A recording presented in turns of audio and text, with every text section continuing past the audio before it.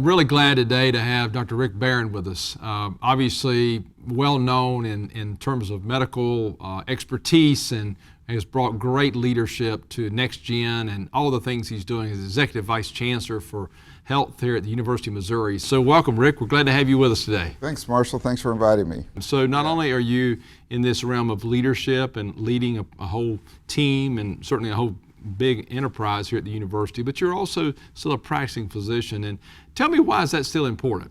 I mean, for me as the EVC of Health Affairs, it's really important for me to be interacting within the system so I can see how it operates. How do the docs and nurses see it from their end? How do the patients see it from their end in the clinic? So that's important. In addition, as the Executive Director for Precision Health, it's important because while I'm trying to create this infrastructure and environment for precision medicine, my practice also involves a lot of precision medicine. So in my area of neuromuscular disease, I've seen in my career some of these amazing therapies develop because of precision medicine.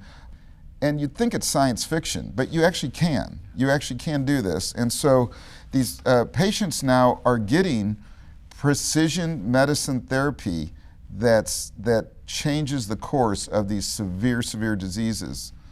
So when we talk about precision health, precision medicine, what we're really doing is talking about it at a gene level. Is that correct? So that's precision medicine at the gene level. But then you can also have precision medicine at the organ level, so the way that you can precisely image organs, image the brain, image the heart, image joints, to understand what the problem is, and then to come up with therapies to fix it. So that's what we use precision imaging for. You can do precision medicine at the cellular level, where you can image the cells directly, not the DNA necessarily, but the cells to see how they're functioning, and that's what we use the cryo-EM facility for. And then you can sort of put it all together and do precision medicine at the population level. And so precision medicine is the whole spectrum from, sometimes we say, from the cells to society, or from the gene to the population.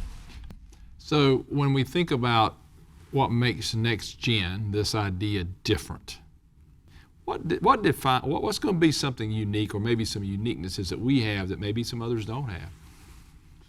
This building really is unique in that it is able to have teams of preclinical wet lab scientists, imaging scientists, both at the organ, at the cell level, and then clinical trialists at trying these various drugs and devices at the human level, all under the same roof. That really is unique. I don't think there's any university in the country that has this type of facility. And so it really did take some very smart planning by the team that had the original idea for this building to come up with this idea. And I think it really is going to accelerate research faster than it may be able to occur at other places.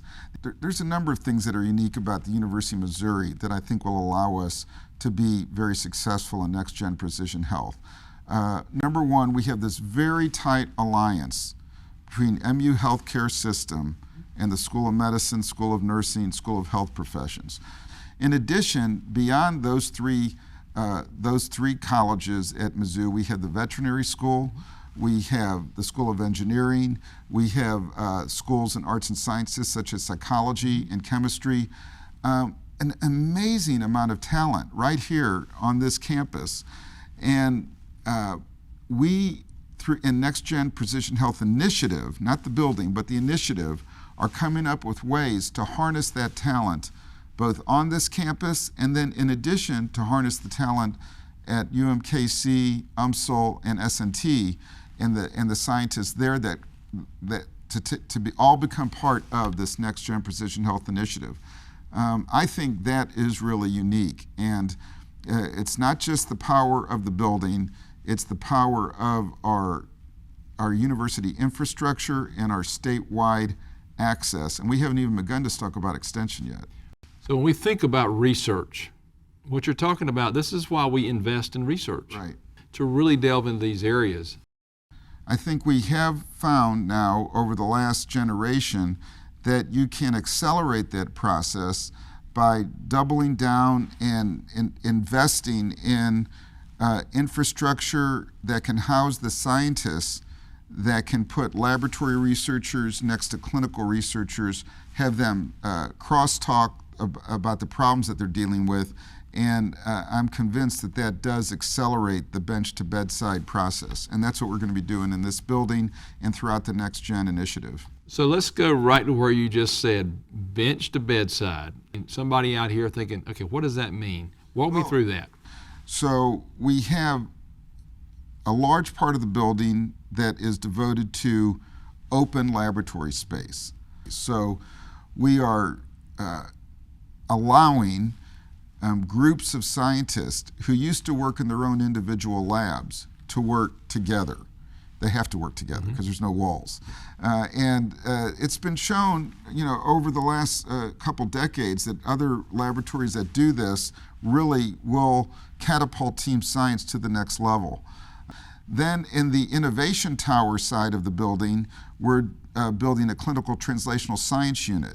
And so this is where our healthcare providers who are on the front line of asking patients to be involved in cutting-edge research trials, they could allow the patients to receive these new medications that were developed in the wet laboratories just adjacent to them.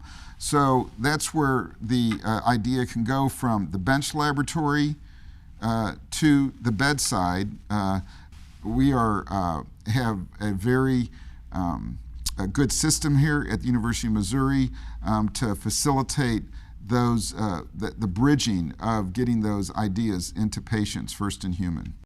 And I know we've talked about this back and forth about the idea of going into community. Right. Talk to me about why that's important. That's a distinguishing factor that we are trying to design now to do something different here. Right. Well, that really is the goal, to try to develop this network of the concept of NextGen Precision Health that permeates the University of Missouri campus, permeates our all 4 campuses in the system, and then in addition, we want to get that concept out into the communities. And we think that we can do that through your office, through the extension program. We know that in extension we have this amazing talent of extension faculty in all of the counties in Missouri. And if we can access the extension faculty and their customers, the communities that they serve, and bring them into the discussion about what we're trying to do in NextGen Precision Health, we think that they're going to be willing partners in going on this journey with us. And that's really the job that you and I are getting about to embark on, and I'm really excited about it. You've done clinical trials. Right. You've been involved in research and community. Tell our folks how that works and how it honors them. And what we've learned over my career is that you have to pay attention to the community. You have to pay attention to the population that you're serving. You have to pay attention to the patients. Bringing patients into the conversation for those initial exploration conversations on what the goals are and what do you want to achieve. And when you design the study, let the patients have input in how you design the study as well. Make them become a part of the process. Include them in on the study calls that you have every month. Make sure that they are considered to be authors on the paper. Make them full partners in the research process. And so I've learned to do that, and I've done it on university campuses. Now, what I'm going to learn in the last phase of my career is how to do it through using the extension infrastructure. And I think we're all going to learn a lot from this. Yeah. And then develop a program that we all have input on so that we can talk about next-gen precision health, talk about clinical trials, see how they want to be involved, and then incorporate that in the research projects that we develop.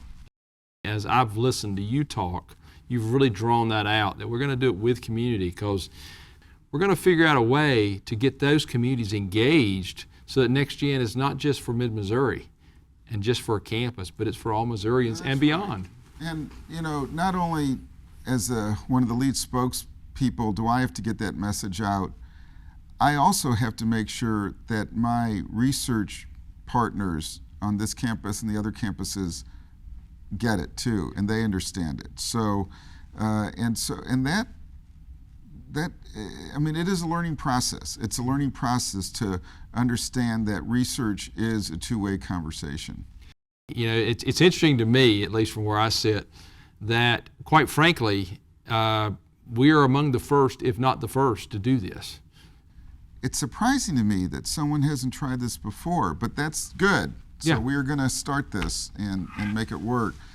I think what you're taking is this idea of leveraging that now with technology, with innovation, with all the science that's been created, and being able to bring that now to people in every corner of the state, that you don't have to live in a geography, that you don't have to be connected. We can bring it to you. We can make NextGen be in your community. NextGen is more than a building, it's an idea. Right. And I think that is something that when people see that, they'll say, I want to be a partner in that. And that's what excites me, because I think fundamentally we not only can change behavior, we can save lives. And that is the goal. That is the goal. And so when I first arrived at MU, we actually changed the name from the NextGen Precision Health Institute to Initiative, because I wanted it to not be an institute or center. We got buy-in from that from the leaders. We wanted it to be an initiative, a growth term, moving forward, all-encompassing, and not just what would be in a building or be under some sort of center institute infrastructure. Yeah. So if you had to sum it all up, and you're sitting there now, what does success look like for you? What we've done so far, we've created the idea, and we've created the will to launch this initiative. We've created some infrastructure, and now we are in the process not only of identifying our current NextGen talent on all 4 campuses, but recruiting a new talent. I want to see, obviously, every nook and cranny of that building is filled. I think we'll be there in 5 or 6 years. And then we're going to have to start talking about how do we continue this amazing success streak. I think in 10 years, I want to be able to see maybe be over half of your extension faculty really savvy at understanding what healthcare research is all about, and being able to get their healthcare partners in their community excited about being involved in new projects to explore how to improve the health of their community. I think we can get there in 4 to 5 years. In 10 years, I think we are going to be so hungry for further growth and success that we're going to be talking about the NextGen 2 building right across the parking lot where the trailers are now to build the Children's Hospital. I want to see the University of Missouri and our scientists responsible for seeing the fruition of maybe half a dozen blockbuster drugs that are really changing the way, changing the health of Missourians and throughout the country in partnership with industry. It's an exciting moment, not only for this university, but for this state and for this country, and literally for this world. But it's really about harnessing talent, bringing talent together to really solve some of the greatest health challenges this country and this world face. And we're going to do it right here in Missouri. I want to thank Dr. Barron again for being with us. It's been fun today. We look forward to exciting days ahead as we go forward with NextGen.